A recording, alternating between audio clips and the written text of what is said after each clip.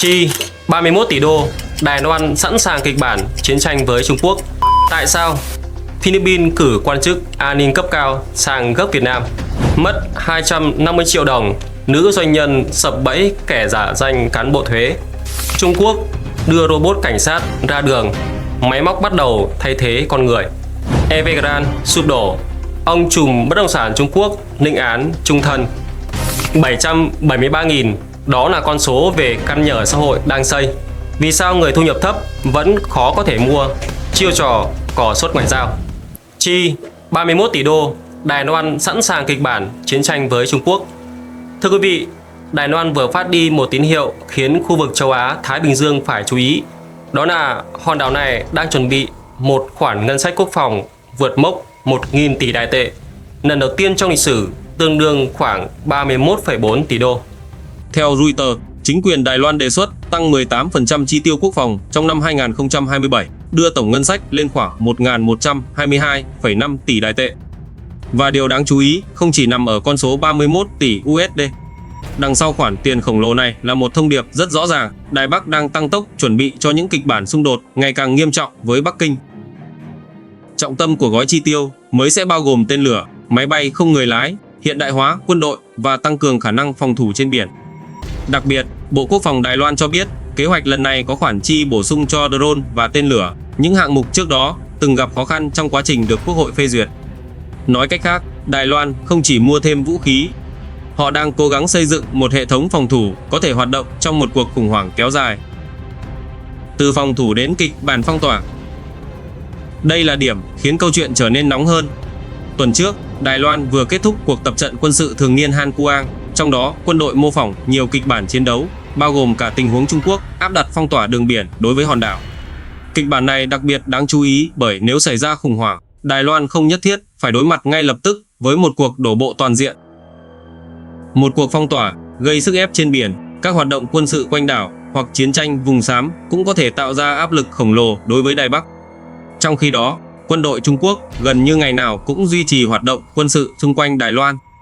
Bắc Kinh tuyên bố Đài Loan là một phần lãnh thổ Trung Quốc và không loại trừ khả năng sử dụng vũ lực để kiểm soát hòn đảo. Đài Bắc bác bỏ yêu sách này, và chính khoảng cách giữa hai lập trường đang khiến cuộc chạy đua quân sự ngày càng nóng. 31 tỷ USD nhưng chưa phải tất cả. Đài Loan cũng đang chịu sức ép từ Washington phải tự chi nhiều hơn cho năng lực phòng thủ của mình. Tổng thống Lại Thanh Đức đã thể hiện sự ủng hộ mạnh mẽ đối với chính sách tăng ngân sách quốc phòng. Chính quyền Đài Loan coi hiện đại hóa quân đội là một trong những ưu tiên chiến lược hàng đầu, trong đó có chương trình phát triển tàu ngầm nội địa và mở rộng năng lực tác chiến không người lái. Nhưng kế hoạch này cũng vấp phải một trở ngại rất lớn, chính trường Đài Loan. Quốc hội hiện do phe đối lập chi phối. Hai đảng đối lập lớn tuyên bố họ ủng hộ tăng cường quốc phòng nhưng không muốn trao cho chính phủ một tấm séc trắng. Tháng 5 vừa qua, Quốc hội chỉ phê duyệt khoảng 25 tỷ USD chi tiêu quốc phòng bổ sung, thấp hơn đáng kể so với đề xuất ban đầu của chính quyền. Điều đó cho thấy cuộc chiến bảo vệ Đài Loan không chỉ diễn ra ngoài khơi, nó còn đang diễn ra ngay trong nghị trường. Bắc Kinh phản ứng. Tất nhiên, Bắc Kinh không đứng ngoài quan sát. Trung Quốc đã nhiều lần phản đối việc Đài Loan tăng cường quân sự và chỉ trích các cuộc tập trận của hòn đảo. Bộ Quốc phòng Trung Quốc gọi cuộc tập trận Han Kuang là một trò hề lãng phí, đồng thời cáo buộc Đài Bắc kích động tâm lý hoảng loạn chiến tranh. Nhưng ở chiều ngược lại, Đài Loan nhìn thấy một thực tế hoàn toàn khác. Khi hoạt động quân sự của Trung Quốc ngày càng gia tăng, Đài Bắc cho rằng họ không thể tiếp tục dựa vào giả định rằng một cuộc khủng hoảng sẽ không xảy ra. Và đó chính là lý do con số 1.122,5 tỷ Đài tệ đang trở thành tâm điểm. 31 tỷ USD không đồng nghĩa Đài Loan chắc chắn sẽ xảy ra chiến tranh. Nhưng nó cho thấy Đài Bắc đang chuẩn bị nghiêm túc hơn bao giờ hết cho khả năng một cuộc khủng hoảng quân sự có thể bùng phát. Tên lửa nhiều hơn, drone nhiều hơn, tàu chiến và tàu ngầm được hiện đại hóa, tập trận sát với các kịch bản thực chiến hơn, và ngân sách quốc phòng lần đầu tiên vượt mốc 1.000 tỷ Đài tệ. Trong bàn cờ Đông Á, đây không còn đơn thuần là câu chuyện về tiền. Đây là câu chuyện về khả năng răn đe. Bởi trong một cuộc đối đầu mà không bên nào muốn chiến tranh thực sự xảy ra, đôi khi chính việc chuẩn bị cho chiến tranh lại được xem là cách để ngăn chiến tranh bùng nổ. Câu hỏi lớn nhất lúc này là 31 tỷ USD có đủ để khiến Bắc Kinh phải chùn bước, hay nó sẽ tiếp tục đẩy cuộc chạy đua quân sự ở eo biển Đài Loan lên một nấc thang nguy hiểm mới. Câu trả lời vẫn chưa xuất hiện. Nhưng có một điều đang ngày càng rõ ràng, Đài Loan đang chuẩn bị cho tình huống xấu nhất và Trung Quốc cũng đang quan sát từng bước đi. Tại sao Philippines cử quan chức an ninh cấp cao sang gấp Việt Nam? Một chuyến thăm tưởng như mang màu sắc ngoại giao thông thường nhưng lại đang thu hút sự chú ý đặc biệt, đó là Cố vấn Hội đồng An ninh Quốc gia Philippines, ông Eduardo Oban dẫn đầu đoàn đại biểu cấp cao sang Việt Nam trong bối cảnh môi trường an ninh Đông Nam Á trong khu vực ngày càng trở nên phức tạp. Ngày 20 tháng 8, tại trụ sở Trung ương Đảng, Tổng Bí thư, Chủ tịch nước Tô Lâm đã tiếp Cố vấn Hội đồng An ninh Quốc gia Philippines, ông Eduardo Oban. Cuộc gặp diễn ra đúng vào thời điểm hai nước kỷ niệm 50 năm thiết lập quan hệ ngoại giao, đồng thời quan hệ song phương vừa được nâng lên khuôn khổ đối tác chiến lược tăng cường. Và đây chính là điểm khiến chuyến thăm trở nên đáng chú ý.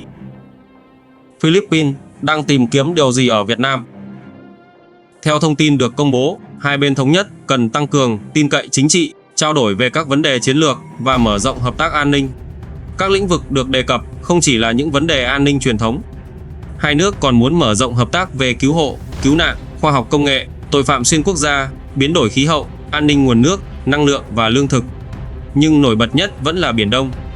Tổng Bí thư, Chủ tịch nước Tô Lâm đề nghị Việt Nam và Philippines tiếp tục phối hợp quan điểm về những vấn đề hai bên cùng quan tâm, góp phần duy trì hòa bình và ổn định khu vực. Việt Nam cũng khẳng định sẵn sàng ủng hộ Philippines thúc đẩy các sáng kiến hợp tác biển trong ASEAN, đồng thời hướng tới một bộ quy tắc ứng xử ở Biển Đông, COC hiệu lực, thực chất và phù hợp với luật pháp quốc tế, đặc biệt là UNCLOS 1982. Một chi tiết không thể bỏ qua.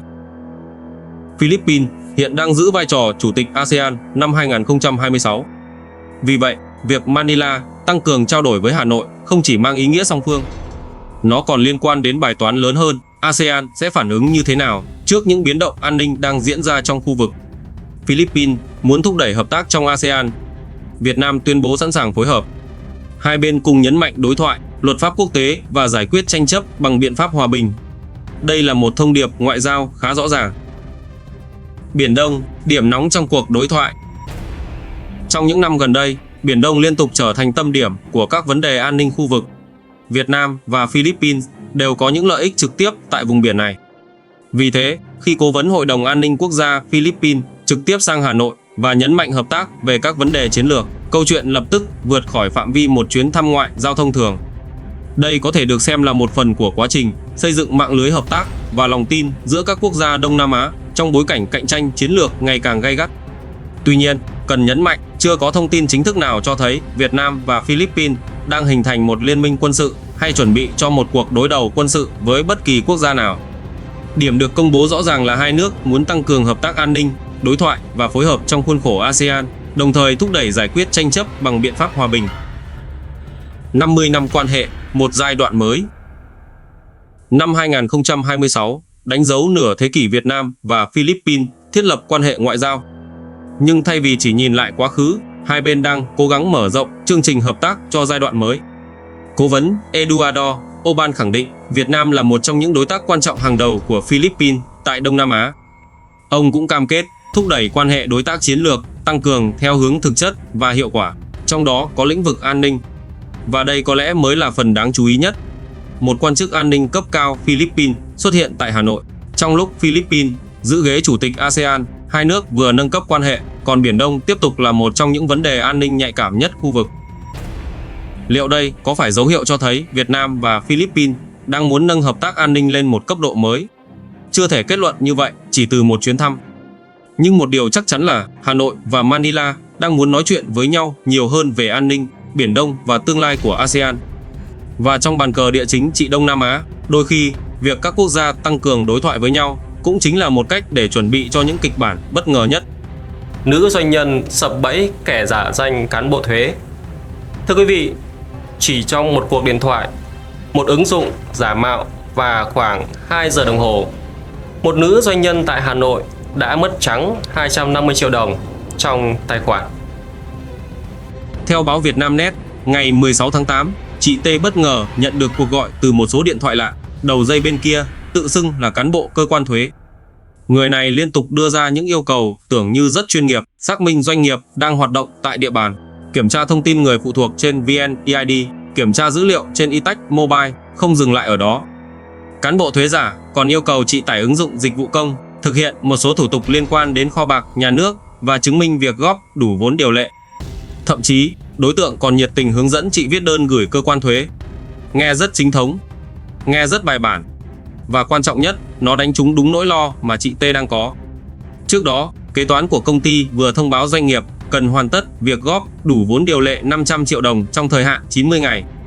Vì vậy, khi một người tự xưng là cán bộ thuế gọi đến và nói đúng những vấn đề doanh nghiệp đang quan tâm, chị T đã mất cảnh giác. Theo lời kể của nạn nhân, kẻ gian hướng dẫn chị tải một ứng dụng được cho là phục vụ thủ tục hành chính. Chị làm theo, nhập mã số thuế, nhập mật khẩu và thực hiện xác thực Face ID. Nhưng chỉ sau đó, mọi chuyện bắt đầu vượt khỏi tầm kiểm soát. Chị T cho biết đối tượng đã chiếm quyền điều khiển chiếc điện thoại Samsung của mình. Chiếc iPhone còn lại cũng xuất hiện tình trạng nóng bất thường rồi bị treo. Trong khi đó, chính chủ lại không thể đăng nhập tài khoản ngân hàng. Đến lúc này, chiếc điện thoại vốn được xem là công cụ bảo vệ tài khoản ngân hàng lại trở thành cánh cửa để kẻ gian tiếp cận tài sản. 250 triệu đồng bốc hơi. Toàn bộ quá trình chỉ diễn ra trong khoảng 2 giờ đồng hồ. Cho đến khi chị T tìm cách liên hệ được với bộ phận chăm sóc khách hàng của ngân hàng. Và sự thật được phơi bày. 250 triệu đồng trong tài khoản đã bị chuyển đi. Đây không phải số tiền nhỏ. Theo chia sẻ của chị T, toàn bộ số tiền bị mất là khoản chị vừa vay mượn. Một doanh nghiệp mới thành lập, vốn điều lệ 500 triệu đồng và chỉ trong một cuộc gọi giả danh cơ quan chức năng, chủ doanh nghiệp đã mất một khoản tiền tương đương một nửa con số đó. Nhưng câu chuyện chưa kết thúc. Sau khi đăng thông tin bị lừa tiền lên Facebook cá nhân, chị T tiếp tục nhận được tin nhắn từ nhiều tài khoản lạ. Những người này tự nhận có thể giúp lấy lại số tiền đã mất. Một cái bẫy khác có thể đang chờ sẵn. May mắn lần này, chị T đã cảnh giác và không tiếp tục tin bất kỳ lời hứa nào. Chị chỉ làm việc với ngân hàng và cơ quan công an. Sau đó, chị trình báo tại công an phường nơi cư trú và được hướng dẫn làm việc với công an thành phố Hà Nội. Theo thông tin chị được cán bộ công an trao đổi, khả năng thu hồi tiền có thể rất khó khăn, đặc biệt khi các đối tượng lừa đảo được cho là hoạt động chủ yếu từ nước ngoài. Qua sự việc, nữ doanh nhân đặt ra một câu hỏi đáng lo ngại: thông tin cá nhân và dữ liệu doanh nghiệp đang được bảo vệ đến đâu trong không gian số? Chị cho biết sau khi thành lập doanh nghiệp, công ty liên tục nhận được các cuộc gọi chào mời dịch vụ. Trong đó có những trường hợp tự xưng liên quan đến thuế, bảo hiểm xã hội, công an địa phương. Chính việc kẻ gian nắm được một số thông tin liên quan đến doanh nghiệp đã khiến kịch bản lừa đảo trở nên đáng tin hơn. Đây chính là điểm nguy hiểm. Lừa đảo thời nay không nhất thiết bắt đầu bằng một lời nói vô lý. Nó có thể bắt đầu bằng một thông tin hoàn toàn đúng. Tên doanh nghiệp đúng, mã số thuế đúng, vấn đề doanh nghiệp đang gặp đúng. Rồi sau đó, kẻ gian chỉ cần thêm một bước dẫn nạn nhân vào một ứng dụng giả. Và từ đó, quyền kiểm soát thiết bị, tài khoản hoặc thông tin xác thực có thể bị đe dọa. Câu chuyện của chị T là lời cảnh báo đặc biệt đối với các doanh nghiệp mới thành lập. Nhóm đối tượng có thể chưa quen với hệ thống thủ tục điện tử và dễ bị đánh vào tâm lý sợ sai thủ tục. Hãy nhớ một nguyên tắc: cơ quan chức năng không phải cứ gọi điện là bạn phải làm theo ngay. Không tải ứng dụng lạ theo hướng dẫn qua điện thoại. Không cung cấp mật khẩu ngân hàng. Không cung cấp mã OTP. Không xác thực sinh trắc học cho một ứng dụng không rõ nguồn gốc. Và đặc biệt, nếu người gọi liên tục tạo áp lực kiểu phải làm ngay, nếu không sẽ bị phạt, phải chuyển tiền để xác minh, hãy dừng lại. Bởi chính sự vội vàng có thể biến vài phút mất cảnh giác thành 250 triệu đồng biến mất khỏi tài khoản. Và đáng sợ hơn nữa, sau khi tiền mất, những kẻ tự xưng là chuyên gia lấy lại, tiền có thể tiếp tục tìm đến. Một cái bẫy vừa sập xuống, cái bẫy thứ hai có thể đã được dựng sẵn. Thông điệp cuối cùng của nữ doanh nhân này cũng rất rõ ràng: tiền mất có thể rất khó lấy lại. Nhưng nếu câu chuyện của chị giúp thêm nhiều người nhận ra thủ đoạn giả danh cán bộ thuế, thì ít nhất khoản thiệt hại 250 triệu đồng sẽ trở thành một lời cảnh báo đắt giá cho cộng đồng. Trung Quốc đưa robot cảnh sát ra đường, máy móc bắt đầu thay thế con người. Hàng Châu, ngày 20 tháng 8, bạn đang chạy xe ngoài đường, vượt đèn đỏ rồi bất ngờ một cảnh sát cao gần 1,9 mét quay sang nhìn bạn. Không phải phim khoa học viễn tưởng, đó là robot. Theo Reuters, tại thành phố Hàng Châu, Trung Quốc, những robot hình người đang được đưa xuống đường để thực hiện một phần công việc vốn lâu nay thuộc về cảnh sát giao thông. Không súng, không còng tay, không có quyền bắt giữ. Nhưng camera, radar và hệ thống máy tính trên robot có thể phát hiện người đi xe điện không đội mũ bảo hiểm, chở thêm người xe dừng quá vạch và người đi bộ vượt đèn tín hiệu. Một Robocop phiên bản Trung Quốc đang xuất hiện ngoài đời thực. Mẫu robot mang tên T2 do công ty công nghệ Trung Quốc SUPCON Information phát triển. Nó cao khoảng 1,88 m và nặng khoảng 98 kg.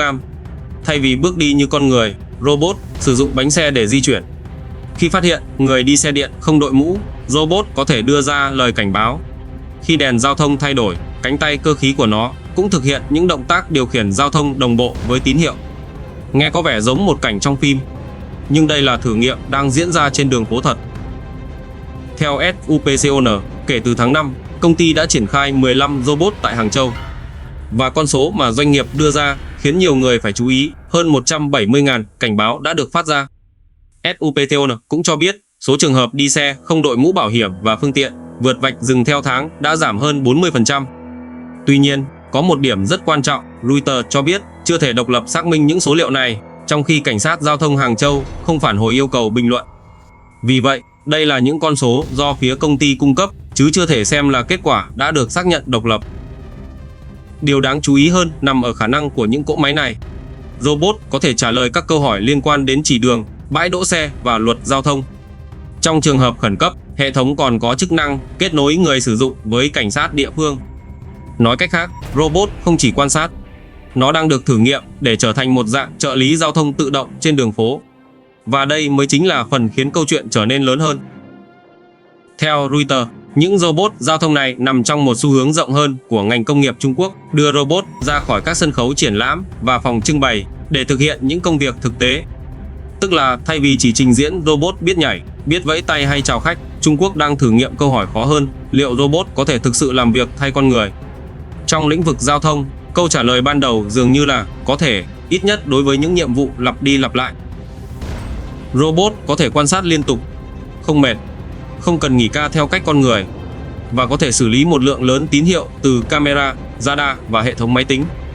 Nhưng liệu robot có thể hoàn toàn thay thế cảnh sát? Chưa, bởi chính phiên bản hiện tại vẫn không có quyền bắt giữ. Nó cũng không thể xử lý những tình huống phức tạp như một sĩ quan con người. Từ Robocop đến cảnh sát robot. Đây chính là điểm thú vị nhất. Hollywood từng tưởng tượng một tương lai nơi máy móc trở thành lực lượng thực thi pháp luật. Nhưng phiên bản ngoài đời của Trung Quốc hiện nay thực tế hơn rất nhiều. Không súng, không truy đuổi tội phạm, không còng tay, chỉ là một cỗ máy đứng bên đường, nhìn dòng xe, phân tích hình ảnh và nhắc người dân tuân thủ luật. Nhưng nếu công nghệ tiếp tục phát triển, robot hôm nay chỉ cảnh báo người không đội mũ. Ngày mai có thể là hệ thống giám sát giao thông tự động. Sau đó có thể là robot hỗ trợ cứu hộ, tuần tra, điều phối giao thông hoặc phản ứng trong tình huống khẩn cấp. Và câu hỏi lớn lúc này không còn là robot có thể làm được gì, mà là con người sẽ cho phép robot làm đến đâu. Hàng Châu mới chỉ là một cuộc thử nghiệm. Nhưng nếu mô hình này chứng minh được hiệu quả, đường phố Trung Quốc có thể trở thành một trong những phòng thí nghiệm lớn nhất cho thế hệ nhân viên công vụ bằng máy. Và biết đâu trong tương lai không xa, bạn vi phạm luật giao thông không còn sợ một tiếng còi của cảnh sát, mà là một cỗ máy cao gần 2 mét quay đầu lại và nói với bạn bằng giọng cực kỳ lịch sự: xin hãy đội mũ bảo hiểm. Không phải khoa học viễn tưởng nữa. Robot đã bắt đầu bước xuống đường phố. Evergrande sụp đổ, ông trùm bất động sản Trung Quốc lĩnh án chung thân. Bài học đắt giá cho nhà đầu tư Việt Nam. Bắc Kinh ngày 21 tháng 8, một trong những đế chế bất động sản từng hùng mạnh nhất Trung Quốc đã đi đến một chương mới đầy chấn động. Ông Hứa Dấn, cựu chủ tịch Evergrande, bị tuyên án chung thân. Tập đoàn Evergrande cùng công ty bất động sản trực thuộc cũng phải nhận tổng mức phạt lên tới 15,82 tỷ nhân dân tệ, tương đương khoảng 2,35 tỷ USD. Đằng sau bản án này là một vụ án tài chính có quy mô khổng lồ, với những cáo buộc liên quan đến gian lận tài chính, thổi phồng tài sản, che giấu nợ và sử dụng trái phép nguồn vốn. Và câu chuyện Evergrande không chỉ là chuyện của Trung Quốc. Nó đang trở thành một lời cảnh báo cực kỳ đáng chú ý đối với bất kỳ nhà đầu tư nào đang đặt cược vào thị trường bất động sản bằng đòn bẩy tài chính. Hứa Gia Ấn từng đứng trên đỉnh cao của thị trường bất động sản Trung Quốc. Evergrande từng mở rộng với tốc độ chóng mặt, trở thành một trong những tập đoàn bất động sản lớn nhất nước này. Nhưng phía sau tốc độ tăng trưởng khổng lồ ấy là một hệ thống tài chính ngày càng phức tạp. Theo Tòa án Nhân dân Trung cấp Thâm Quyến, trong giai đoạn 2016 đến 2021, Evergrande Group Evergrande Real Estate và Suzia Inn đã thực hiện hành vi gian lận tài chính trên quy mô lớn. Tòa án cho rằng các hành vi bao gồm thổi phồng tài sản và che giấu nghĩa vụ nợ. Nói một cách dễ hiểu, những con số trên giấy có thể khiến một đế chế trông khỏe mạnh hơn thực tế.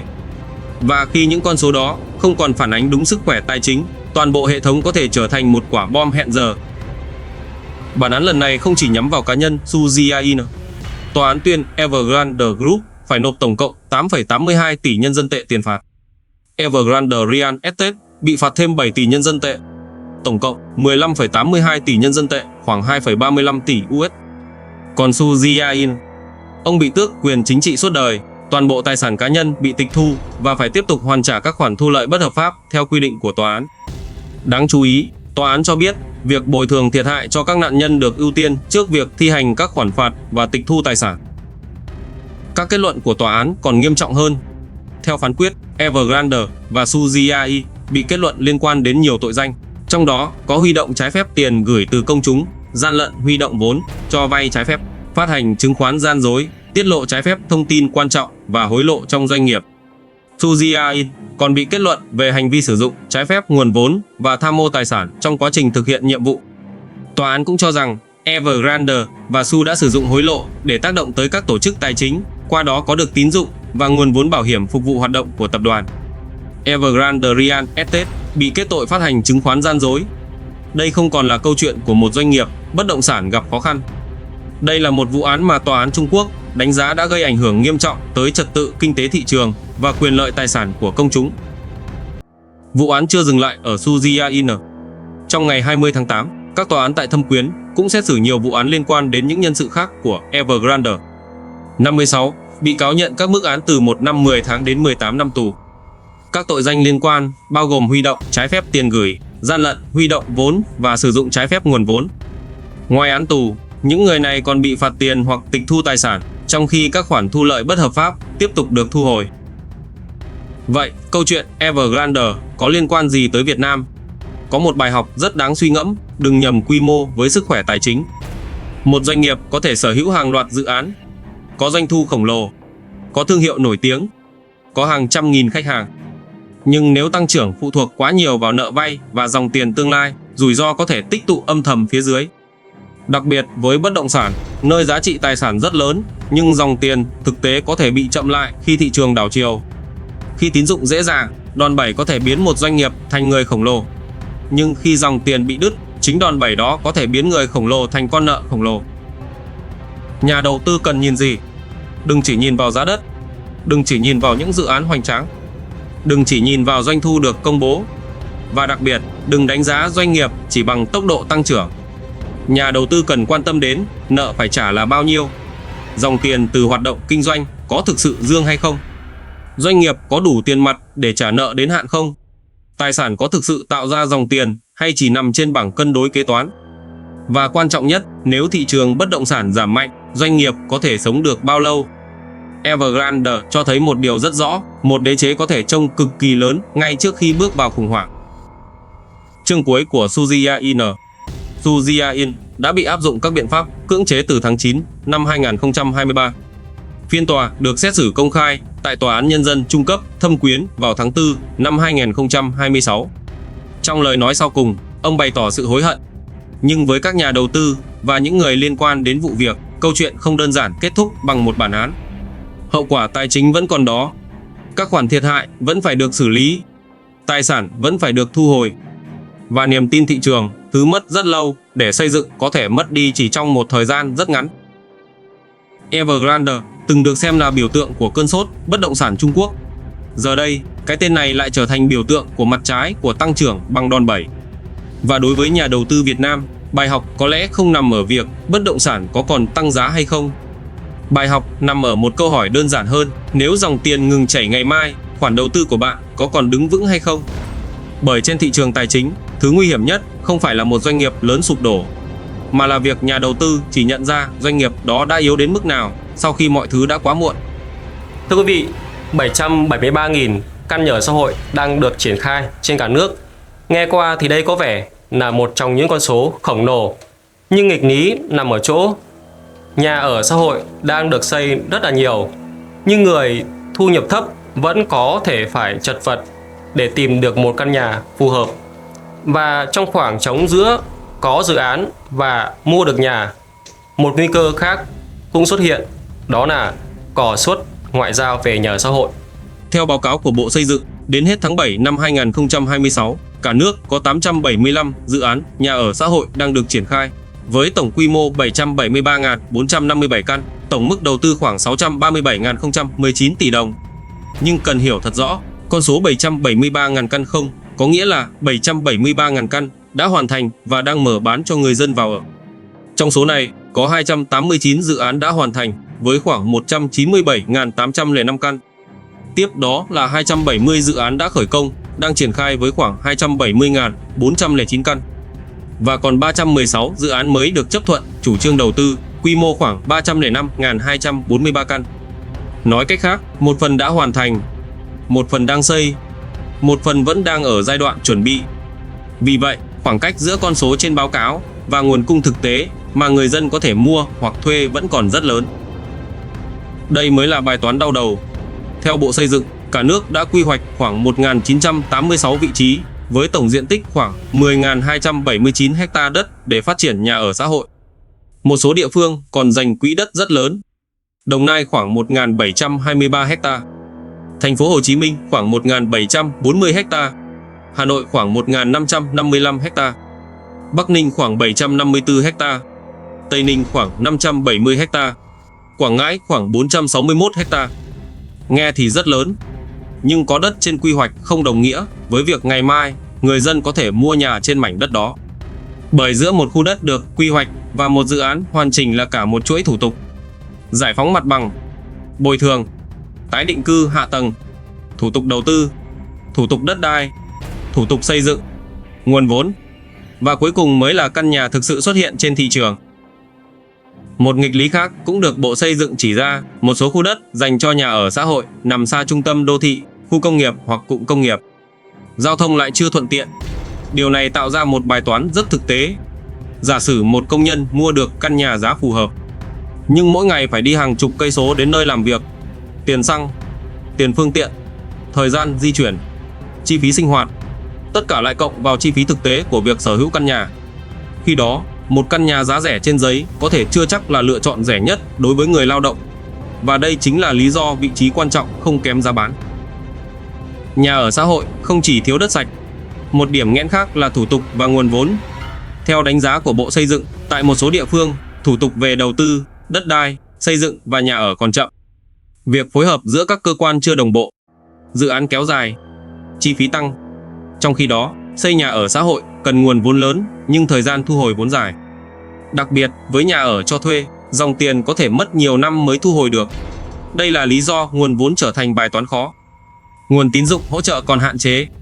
Nguồn vốn ưu đãi của nhà nước chưa đáp ứng toàn bộ nhu cầu. Ngân sách dành cho phát triển nhà ở xã hội cũng chịu giới hạn.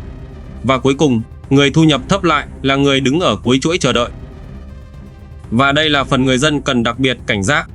Khi nhu cầu rất lớn nhưng nguồn cung thực tế hạn chế, môi trường cho các đối tượng môi giới không chính thức hoặc lừa đảo có thể xuất hiện. Những lời quảng cáo kiểu có suất nội bộ, đóng tiền là chắc chắn được mua, không đủ điều kiện vẫn làm hồ sơ được, chỉ cần chuyển tiền giữ chỗ. Đây chính là những tín hiệu mà người dân cần hết sức thận trọng. Đừng vì quá sốt ruột muốn có nhà mà chuyển tiền cho một người tự nhận có thể lo suất. Đặc biệt, không nên chuyển tiền chỉ dựa trên ảnh chụp giấy tờ, tin nhắn mạng xã hội hoặc lời cam kết miệng. Nếu một dự án nhà ở xã hội thực sự mở bán hoặc tiếp nhận hồ sơ, hãy kiểm tra thông tin qua cơ quan quản lý nhà nước, chủ đầu tư và các kênh công bố chính thức của dự án. Bởi trong lúc người dân đang chờ một căn nhà giá vừa túi tiền, kẻ lừa đảo có thể chỉ đang chờ một khoản tiền đặt cọc. Mục tiêu phát triển nhà ở xã hội đang được thúc đẩy mạnh mẽ. Việc đã có 875 dự án với quy mô hơn 773.000 căn rõ ràng cho thấy nguồn lực đang được đưa vào lĩnh vực này. Nhưng thành công cuối cùng không thể chỉ được đo bằng số dự án trên giấy. Câu hỏi quan trọng hơn phải là bao nhiêu căn đã hoàn thành? Bao nhiêu căn thực sự được đưa ra thị trường? Giá có phù hợp với thu nhập người lao động hay không? Vị trí có thuận tiện để đi làm hay không? Và đặc biệt, người thu nhập thấp có thực sự tiếp cận được hay không? Bởi nhà ở xã hội không phải cuộc đua xem ai công bố được con số lớn nhất. Đó phải là câu chuyện về một căn nhà thật, một mức giá thật và một người lao động thật có thể mua hoặc thuê được. Và nếu nguồn cung chưa theo kịp nhu cầu, cò suất sẽ còn đất sống. Vì vậy, với bất kỳ ai đang tìm mua nhà ở xã hội, hãy nhớ một nguyên tắc: đừng mua lời hứa. Hãy kiểm tra dự án, kiểm tra điều kiện, kiểm tra chủ đầu tư và chỉ giao dịch qua kênh chính thức. Hơn 773.000 căn đang triển khai là một tín hiệu đáng chú ý. Nhưng để giấc mơ an cư trở thành hiện thực, còn cả một khoảng cách rất dài từ đang xây đến được trao chìa khóa.